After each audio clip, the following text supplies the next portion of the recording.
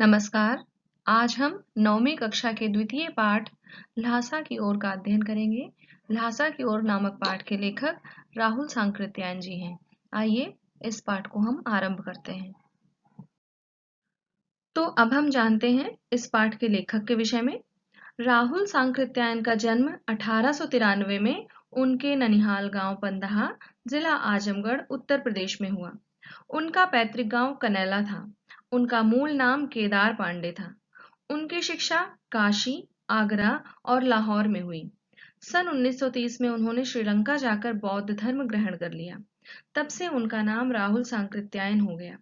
राहुल जी पाली, प्राकृत, अपभ्रंश, तिब्बती, चीनी, जापानी, रूसी सहित अनेक भाषाओं के जानकार थे। उन्हें महापंडित कहा जाता था। सन 1963 में उनका देहांत हो गया। राहुल सांकृत्यायन ने उपन्यास, कहानी, आत्मकथा, यात्रावृत्त, जीवनी, आलोचना, शोध आदि अनेक विधाओं में साहित्य सृजन किया। इतना ही नहीं, उन्होंने अनेक ग्रंथों का हिंदी में अनुवाद भी किया। मेरी जीवन यात्रा, जिसके 6 भाग प्रकाशित हुए हैं, दर्शन दिग्दर्शन, 22वीं सदी, वोल्गा से गंगा, भागो नहीं, दुनिया को बदलो, दिमागी गुलामी और घुमक्कड़ शास्त्र उनकी प्रमुख कृतियां हैं। साहित्य के अलावा दर्शन, राजनीति, धर्म, इतिहास, विज्ञान आदि विभिन्न विषयों पर राहुल जी द्वारा रचित पुस्तकों की संख्या लगभग 150 है। राहुल जी ने बहुत सी लुप्तप्राय सामग्री का उद्धार कर अत्यंत महत्वपूर्ण कार्य किया है। यात्रावृत्त लेखन में राहुल जी का स्थान अन्यतम है। उन्होंने घुमक्कड़ी का शास्त्र रचा और उससे होने वाले लाभों का विस्तार से वर्णन करते हुए मंजिल के स्थान पर यात्रा को ही घुमक्कड़ का उद्देश्य बताया। घुमक्कड़ी से मनोरंजन, ज्ञानवर्धन एवं अज्ञात स्थलों की जानकारी के साथ साथ भाषा एवं संस्कृति का भी आदान प्रदान होता है। राहुल जी ने विभिन्न स्थानों के भौगोलिक वर्णन के अतिरिक्त वहां के जनजीवन की सुंदर झांकी भी प्रस्तुत की है। लेखक के विषय में जानने के पश्चात अब हम पाठ के विषय में जानेंगे। संकलित अंश राहुल जी की प्रथम तिब्बत यात्रा से लिया गया है, जो उन्होंने सन 1929 से 30 के बीच में नेपाल के रास्ते की थी। उस समय भारतीयों को तिब्बत यात्रा की अनुमति नहीं थी। नेपाल से तिब्बत जाने का यह मार्ग व्यापारिक उपयोग का मार्ग होने के साथ ही सैनिक उपयोग का मार्ग भी था। राहुल सांकृत्यायन ने यह यात्रा भिखारी के छद्मवेश में स्थानीय बौद्ध भिक्षु सुमति के साथ की थी। ऐसा उन्हें इसलिए करना पड़ा क्योंकि उस समय भारतीयों को तिब्बत यात्रा करने की अनुमति थी ही नहीं। इस पाठ में राहुल सांकृत्यायन ने तिब्बत की राजधानी ल्हासा की ओर जाने वाले दुर्गम रास्तों का वर्णन बहुत ही रोचक शैली में किया है। इस यात्रा वृत्तांत से हमें उस समय के तिब्बती समाज के बारे में भी जानकारी मिलती है। अब एक दृष्टि डालते हैं इस पाठ के मुख्य आकर्षणों पर। इस पाठ का सबसे पहला आकर्षण है, इस पाठ में लेखक ने तिब्बत की भौगोलिक स्थिति का वर्णन बहुत ही सुंदर ढंग से किया है। और दूसरा आकर्षण है, तिब्बत की सामाजिक स्थिति का वर्णन भी लेखक ने बहुत ही वास्तविक और रोचक ढंग से किया है। तो आइए इन्हीं के सहारे हम इस पाठ को जानने का प्रयास करते हैं। लेखक ने तिब्बत का जो वर्णन हमारे सामने प्रस्तुत किया है, उसके अनुसार वहां की भौगोलिक स्थिति कुछ इस प्रकार प्रतीत होती है। समुद्र तल से तिब्बत की ऊंचाई 17 से 18,000 फीट की औसत ऊंचाई थी। नदियों के मोड़ और पहाड़ों के कोने यहाँ डाकुओं को छुपने के लिए बहुत सुविधाजनक स्थान प्रदान कराते थे। दक्षिण की ओर पूर्व से पश्चिम तक फैली हुई बर्फ और हरियाली रहित चोटियां थीं, जबकि उत्तर की ओर बहुत कम बर्फ वाली चोटियां थीं। डांडे यहाँ पर सबसे खतरनाक स्थान माने जाते थे। डांडा अर्थात ऊंची जमीन। थोंगला यहाँ का सबसे खतरनाक डांडा था।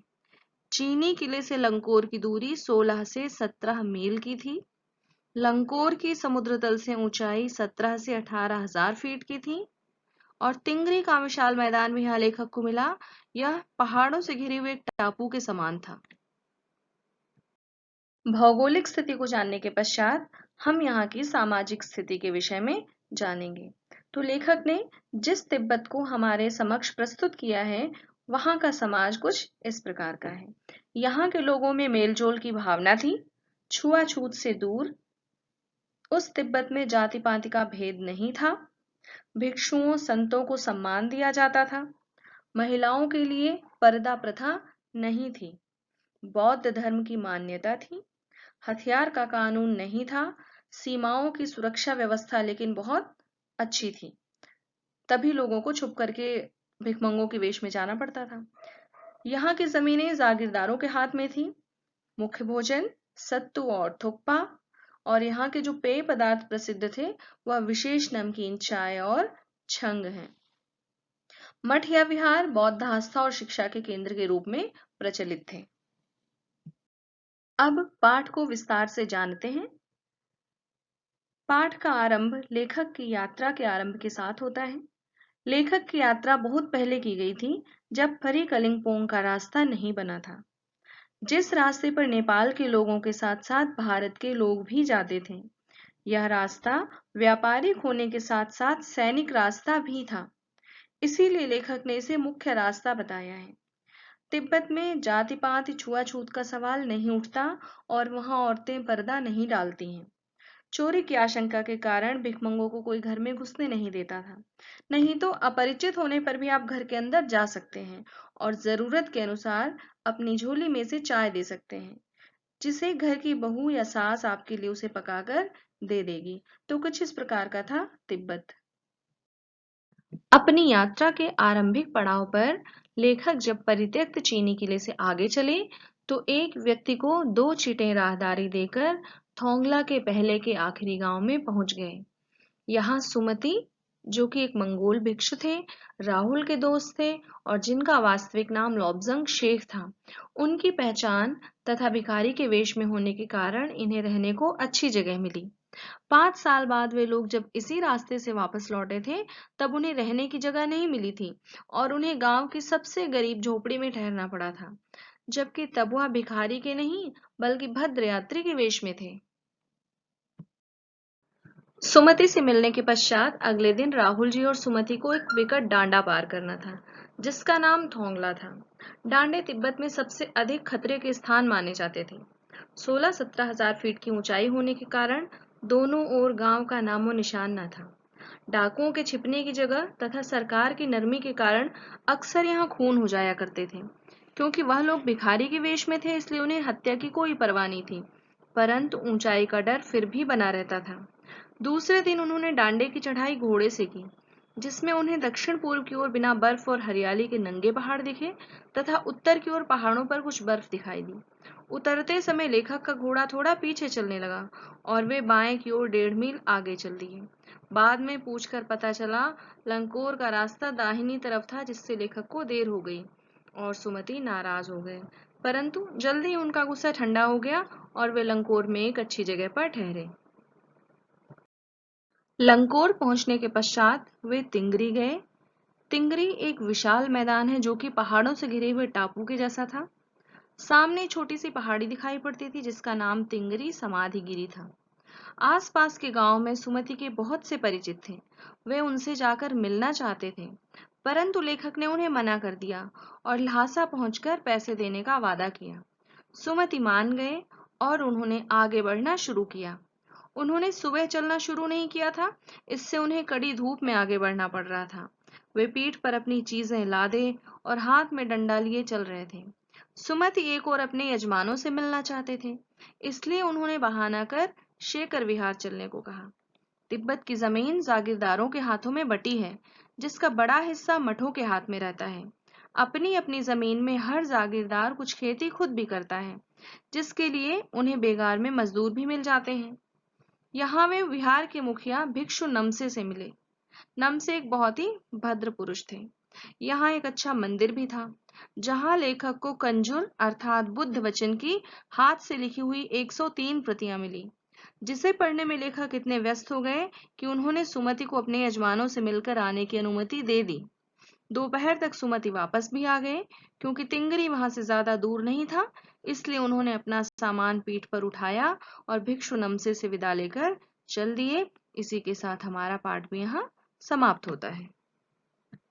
इस पाठ में आए हुए कुछ कठिन शब्दों के अर्थ को जानते हैं।